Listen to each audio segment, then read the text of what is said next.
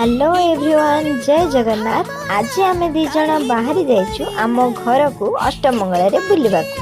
एबे आसी आम आम घर पाखापाखि पहुँची जाइछु। एबे देखंतु आग को कौन हो।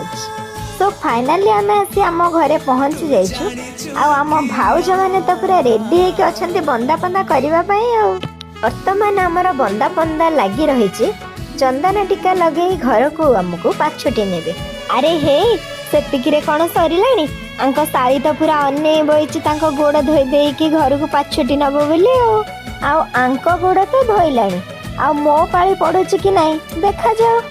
अरे हे गोड़ धोई पोछुची ना रांपुची बा। आउ मो पाली पड़ुची कि नहीं देखा जाओ। आम महाशय देख निजे गोड़ धोई दे मते टाणुचन चलु ना जिबा।